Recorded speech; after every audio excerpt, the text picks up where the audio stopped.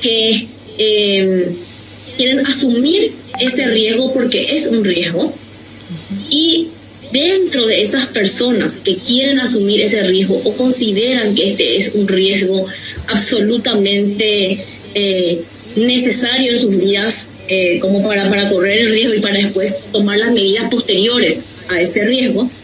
Entonces, para eso es que nosotros desde el Ministerio de Salud acompañamos a que se puedan minimizar todas estas cuestiones y evitar brotes masivos. ¿Qué quiero decir con esto? Hoy más que nunca es sumamente importante la autoevaluación, proteger a los grupos vulnerables. Esos grupos vulnerables son los adultos mayores, las embarazadas, los menores de 18 años, las personas que tienen cierta patología de base. Al hablar de patología de base, inclusive estamos hablando de sobrepeso, obesidad, la gente que fuma, la gente que tiene algún tipo de patología tipo de hipertensión. Realmente solamente esas personas que se encuentran en excelente estado de salud es la que va a ser habilitada a agendarse. Y dentro de ese agendamiento otra vez hay limitaciones. El agendamiento va a ser realizado tanto para la peregrinación como también para las celebraciones eucarísticas. Esa peregrinación, como ya tenemos un ejercicio al respecto, es al aire libre. Realmente existe una minimización de los riesgos por ser de esa naturaleza, digamos. Y como bien, no sé si decías vos, Fabiola, o decía tu compañero, el problema es qué pasa después, porque históricamente el después fue siempre nuestros terceros tiempos de todo tipo de actividad, es lo que más nos preocupa, ¿verdad? Bueno, para eso estamos trabajando en coordinación con la Intendencia, con la Gobernación, con la Policía, para que justamente la gente que se agenda para peregrinar, por ejemplo, llegue hasta el lugar, hasta la basílica, no permanezca ahí por más de 10 minutos y luego se retire.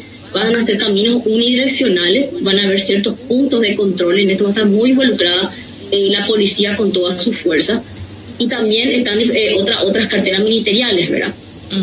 Sabemos que históricamente también hubieron grupos que se organizaban para ir, y justamente esos grupos, muchos de ellos están involucrados muy activamente en la iglesia, y tenemos que destacar que dentro de esa verticalidad de la iglesia, desde la cabeza sale este pedido, esta modalidad de hacerlo de una manera virtual, y de hecho ya han hablado, por lo menos los grupos organizados, con la cabeza, con el obispo, para que estas peregrinaciones masivas de esos diferentes sectores sean suspendidos por este año. Ahora, doctora, a mí lo que me preocupa es, si bien existe un agendamiento, todo esto que está programado en cuanto al tiempo que pueden permanecer, ¿cómo se puede llegar a ver que Álvaro Rojas abandone el sitio a los 10 minutos que ya estuvo allí y justo ingresó con Fabiola González? O sea, ¿cómo se va a hacer? Eso es lo que hasta ahora no me termina de cerrar.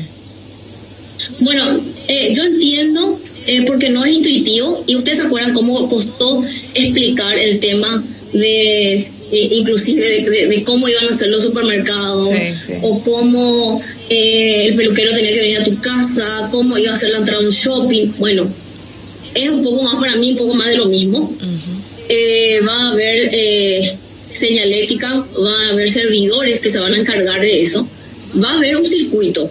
Ese circuito va a tener que ser respetado, y más allá de que tenga que ser respetado por una obligación, esperamos en todo este tiempo, y esto les agradezco a ustedes por tocar el tema, porque va a ser un momento de concientización, ¿verdad? Así tal cual decían ustedes, sobre todo como es una actividad de los fieles de esta iglesia.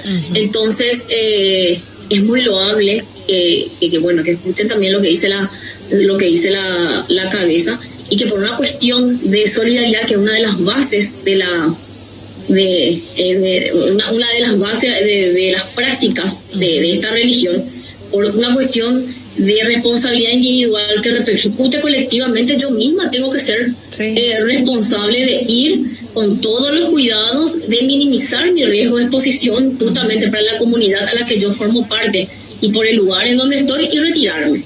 Totalmente, y en ese sentido nada más, doctora, y no es que quiera mezclar todos los tantos, ¿verdad? Pero a veces sucede cuando una responsabilidad individual puede repercutir en general, bueno, y vuelvo a lo mismo, no deberíamos estar hablando de dengue más en Paraguay, ¿verdad? O sea, hay un montón de cosas en ese sentido. Ayer nos decía el doctor Alfieri del Hospital de Acostañú que permiten, por ejemplo, en la sala de internados de niños con COVID, un familiar que los acompañe. Y él decía, tengo un dilema acá porque todos de repente quieren entrar en la sala, o sea, y vos te pones a calcular un montón de cosas cuando todo está perfectamente redactado, perfectamente estructurado. Me parece sí un examen final para los fieles católicos en ese sentido, que a lo mejor quieren mostrar que pueden hacer bien las cosas, ¿verdad? Pero insisto en lo mismo, doctora, cuando se trata de apelar a la conciencia de la persona, no es lo que a mí me preocupa mucho, ¿verdad? Sí, claro, a mí también, por supuesto, ¿verdad? Es un gran desafío. Nosotros también tenemos que tener en cuenta que esto todo está sujeto a la situación epidemiológica.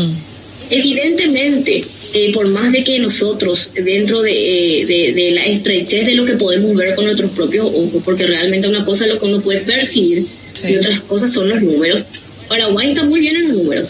Quiere decir que algo se hizo bien, sí. Algo está bien. Y de hecho, yo siempre que puedo aprovecho y felicito a la ciudadanía, porque si bien vemos algunos excesos o algunas cuestiones, ¿verdad? Creo que todos de alguna u otra manera nos hemos adaptado a este modo seguro de vivir desde el vamos. Mucho ha transcurrido desde el quédate en tu casa a salir a trabajar en cuadrillas.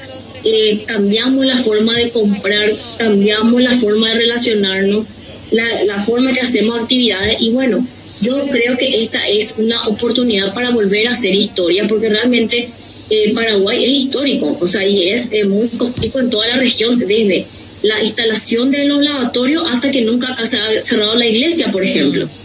En otros lugares ha causado estragos, sin embargo acá no. Y eso también tiene que ver mucho con un trabajo que se ha hecho de una manera gradual. No es que esta es la primera vez que nosotros tenemos un trabajo con la iglesia, estamos organizando algo. La iglesia, todas en general, no solamente esta en particular, ha sido, se habrá dado cuenta que se han reducido las horas, ya no hay más tantos cantos como antes, la gente está toda con tapaboca y no responde, más bien es solamente el líder religioso quien justamente dirige todo, y todas esas son pequeñas cuestiones que van minimizando los riesgos. Entonces, evidentemente todo ese ejercicio a nosotros también nos dio pie, nos sirvió como para animarnos a esto que estamos planteando ahora, ¿verdad? Ahora, doctora, la preocupación que hay sin duda alguna es que, si bien mencionaba, Paraguay está teniendo unos números bastante positivos, luego de esta festividad mariana los mismos podrían aumentar, y teniendo en cuenta un poco nuestro sistema de salud, que si bien ya está saturado, se estuvieron realizando algunas ampliaciones, esto nuevamente vuelva a colapsar, doctora. Bueno, si nosotros nos ceñimos a lo que justamente está invitando la iglesia desde el obispo, no va a ocurrir eso. Es más, la gente que se tendría que cuidar en todo caso es esa gente que se anima a ese riesgo, pero que es persona, en teoría, que puede tomarlo, sana, sin patología de base.